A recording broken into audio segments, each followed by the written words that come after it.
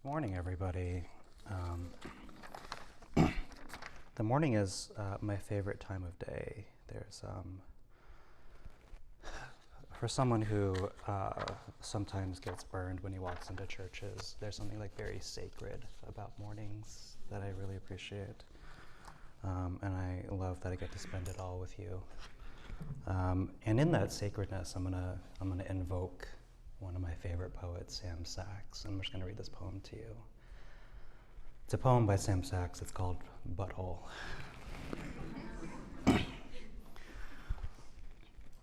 Oh, putrid rose, oh, floral gift from a dead god I buried alive, only to excavate and find still fresh. Oh, myriad sweet sounds I make with it.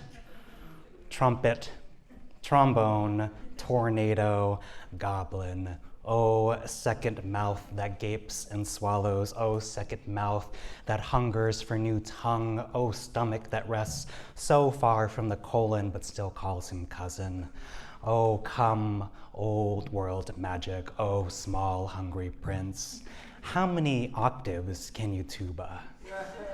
How many eloquent speeches come right from the gut? What countless phallic shapes have you named husband? What knuckle tucked into you, a dike holding up all this stale water? Sweet you, who birthed iron when I took too many women's multivitamins, claiming there's no such thing as gender. Praise how you expand and shrink like a house's water pipes.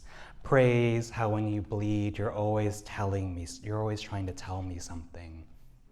Praise you, tiny gymnast, beast with a breathing halo, gold band that weds my strange body to this strange, strange earth.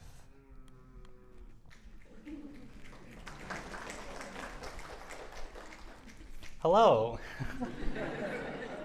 I'm so excited to be here with you all. Mostly, I live down the street and I come to the Clinton Street Theater quite often. Did you all know that Clinton Street Theater has the longest ongoing showing of Rocky Horror Picture Show? And I thought I should honor that. There's, if you've been to the Rocky Horror Picture, there's a part where they ask the audience, how many of you have never been here before? Like, how many of you are Rocky Horror virgins? And if you've never been there, don't answer the question, it's a trap. I think they make you strip down to your underwear or something like that. And I won't do that. But how many of you haven't read a poem this year? Raise your hands. Oh my God, all of you are so great. You can picture me in my underwear as a reward. This is all to say, we're going to cover some poetry today. Actually, we're going to talk about something called double entendre. But together, we're going to accept that there's a loose definition of double entendre. And we're just going to work with the understanding that it just means double meanings. Some of these poems will be disgusting, and by that I mean very sexy. And hello, I'm Eric Tran. I wrote this book called Mouth, Sugar, and Smoke Roaster Silly. It won the Oregon Book Award last year. Well, hold your applause, because it lost an award as well. But I've also been featured on NPR's All Things Considered, Poetry Daily, some other places too that deign to have someone like me there. A little bit more about me. Well, I guess more importantly, I should say that I'm growing up my hair, so this headshot is a little old. But I still love white t-shirts because they make my tits look amazing. Why is that funny, Armin? Thank you so much to Creative Mornings, Caitlin, for walking me through all this, and Joan for recommending to me.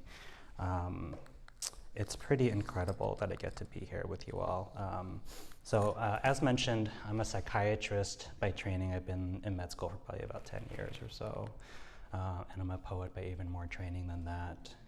I grew up in the San Francisco Bay Area, and then I left for North Carolina, and what I like to say is in exchange for my 20s, I got several graduate degrees, and then landed in Portland to finish my fellowship. I bring this up with you today because this is sort of the nidus for this talk. I landed in Portland 2022. The pandemic is obviously ongoing, but it's sort of, the world had just reopened, and everyone I talked to in Portland sort of still had this sort of shell-shocked, closed-off quality to them. And then here I landed, this brown queer guy, expecting no kind of response from a city that's known to be really white.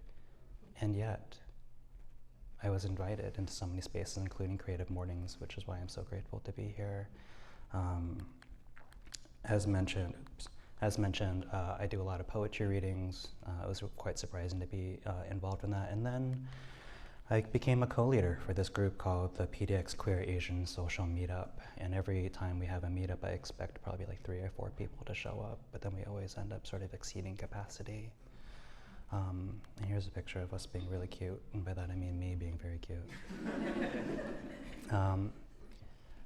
The night is for the talk, because we're going to talk about double entendre, which I think is often known as jokes, particularly of a sexual nature, but hopefully at the end of the talk you think about how double entendre is actually a uniting of forces, and by extension a uniting of each other, because in a world where, you know, it's much easier to dehumanize one another for political agendas, like for example, we can't even say Palestine in the New York Times, how important it is to remember our capacity beyond what people tell us that we're able to do. Some disclosures. I am a poet and I have some books for sale. Here it is again. Sales for the book benefit aid for Palestinians in need. And we'll cover some poems today. I really value diverse voices, diverse writers, and somehow all these poets ended up being super hot. And I've only flirted with half of them, so. Let's go back to Sam Sachs's butthole, which I'm sure is a phrase that he's heard many times. I wanted to open up with this because it's such a good example of entendre. So if you think about entendre as double meaning, so things that he's said so far that are equivalent to a butthole, or butthole may have a double meaning into the idea of a rose, which feels important to say in Portland, city of roses. So certainly the butthole looks like a rose, right? The sort of concentric rings. But if you push a little further, you think about what do you do with the roses when you see them? You put your nose directly into them, right? Which you should do that with buttholes too, or you could do that with buttholes. I shouldn't tell you what you should and shouldn't do. So now there's a double entendre with buttholes in terms of looks, but then also smells. Later he says that butthole is like a trombone, both again in terms of shape, the hole at the top. But then you think about sound. What sound does a tuba make? What sound does the butthole make?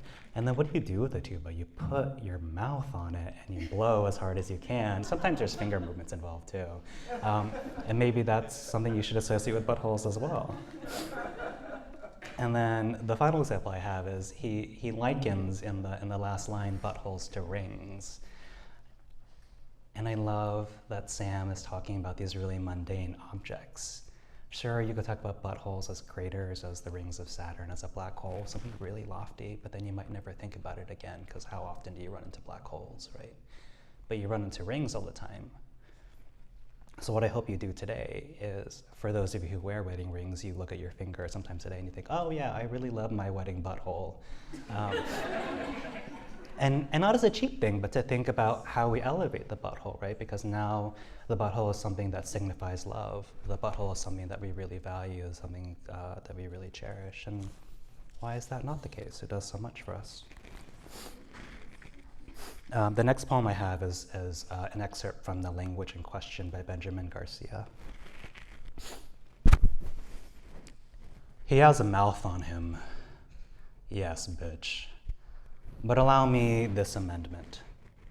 I've had several mouths on me, sometimes simultaneously, but let's not go there now. Suffice it to say, God gave me 2 ears and 1 mouth for reasons I've been unconvinced by. God damn, my mouth has many uses: eat, sing, bite, kiss, but most of all, insinuate. Have you ever been sucked by the cups of an octopus's underside? The language in question is like that. It's a squish, worm-like squirm that can contour and go down the wrong pipe. If some words don't belong in poems, then I say those people can go fuck themselves. Just kidding.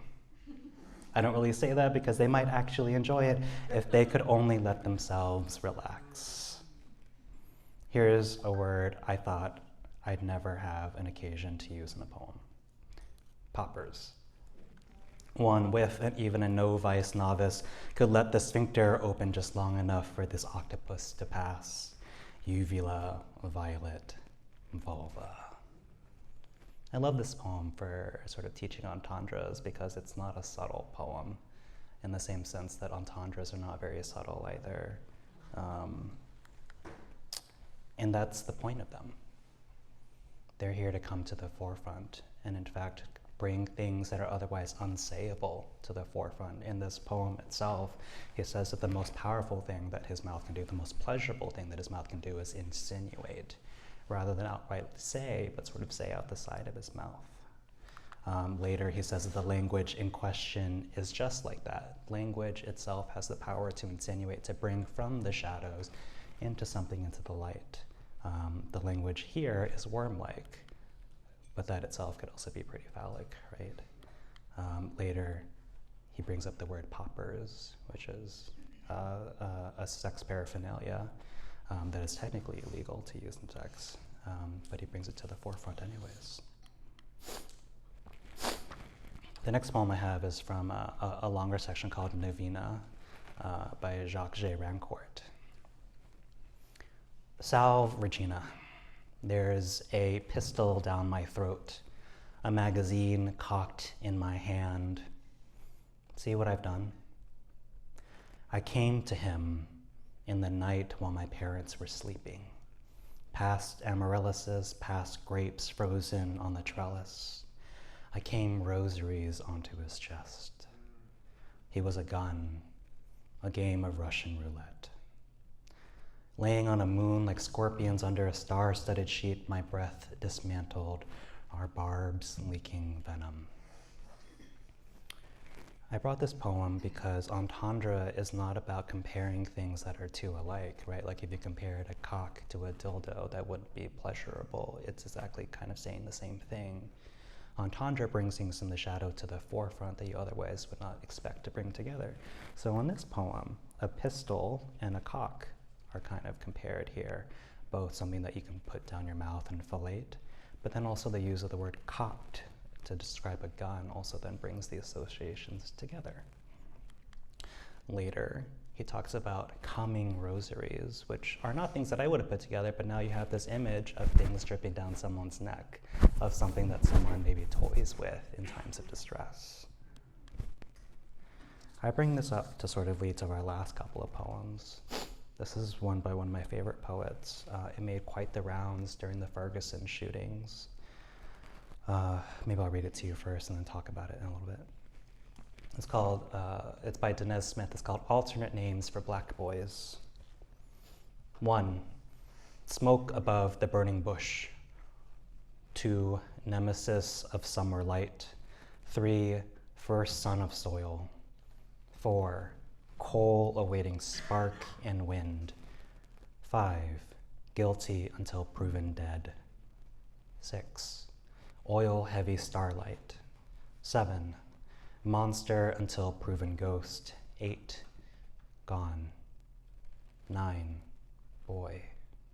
10, phoenix who forgets to unash. 11, god of shovels and black veils. 12, what once passed for kindling. 13, fireworks at dawn. 14, brilliant shadowed colored coral. 15, I thought to leave this blank, but who am I to name us nothing? 16, prayer who learned to bite and sprint. 17, a mother's joy in clutched breath. Maybe we wouldn't think about this as entendre, but using the sort of scaffolding that we have already, a couple of things that this poem does. It brings things from the shadow to the light. Voices from the community that are otherwise pretty oppressed. I'll admit, for me, it wasn't until I sort of was reading more about the Ferguson shootings that I understood maybe for the first time Black oppression by the police state, and the poem brings that to light. It also brings things together that are otherwise we wouldn't necessarily associate. So for here, a phoenix who forgets to ash. So you think about a human now who's compared to a mythological bird who's on fire, but being covered in ash both associates the color, the skin, but also maybe a new rebirth, which then implies a recent death.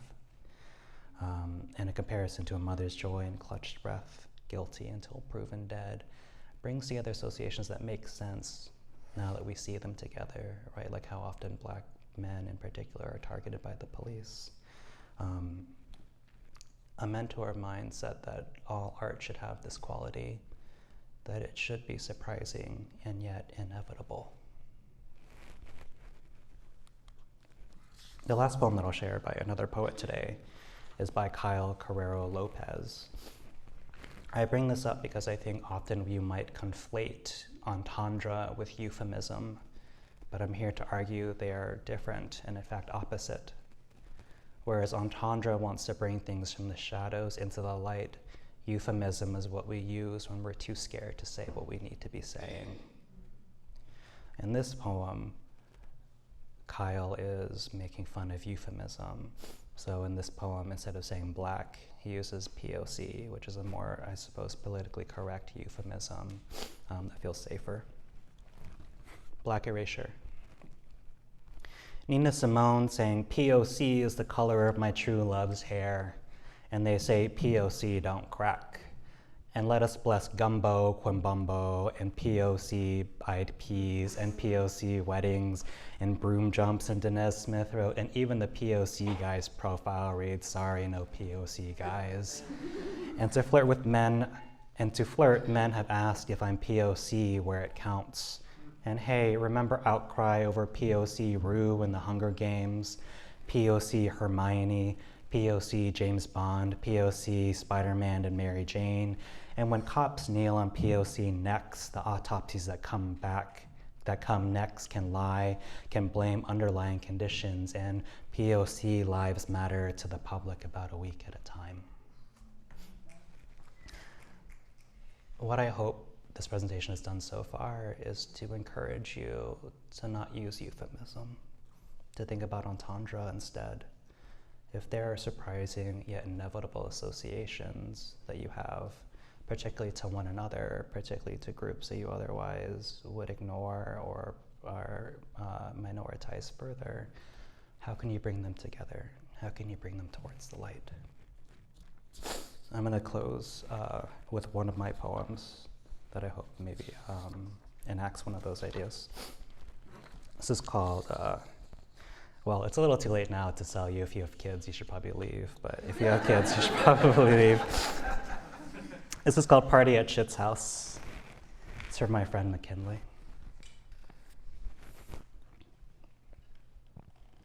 In the sun-spattered morning, after my first post-breakup rebound, after asking this guy all weekend to absolutely wreck me, after admitting it's like flipping a coin if bottoming will delight or bleed me, I shared with my straight friend the shame of that one night stand, that night's massive third leg, how I was so swept to the ground that I stole that man's sock so that after my life might smell more like him.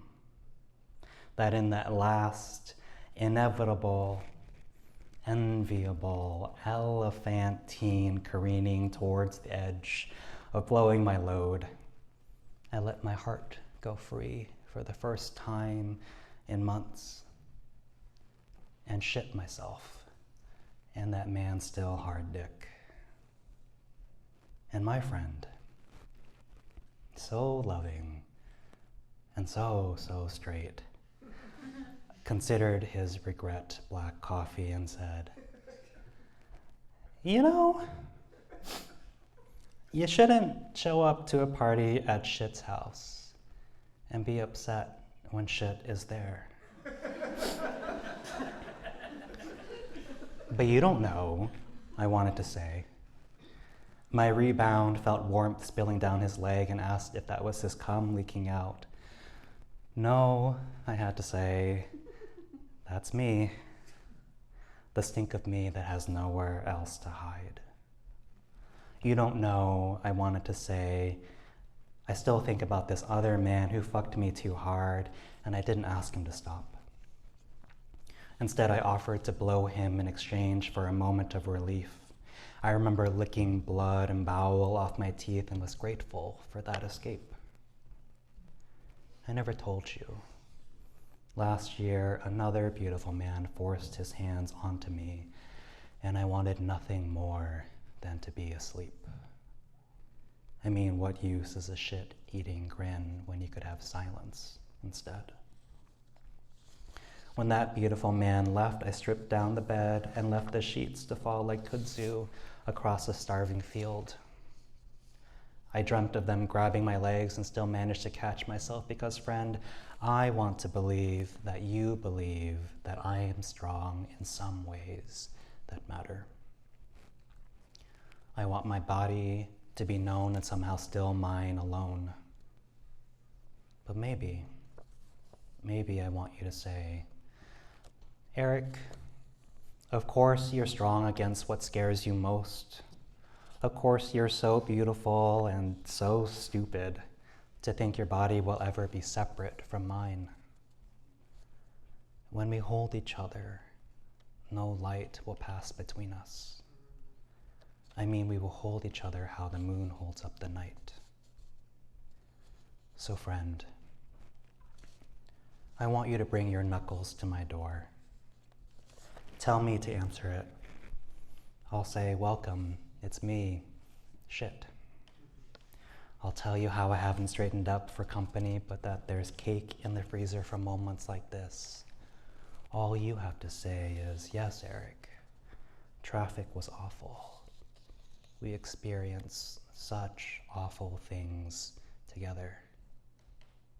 Now be a darling. Take my coat.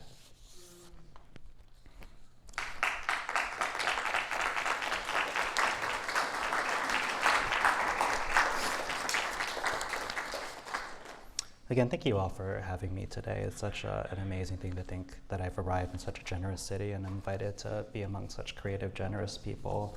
I'll be over here next to my books. There's also some handouts with the poems that we covered today. But otherwise, have a great weekend.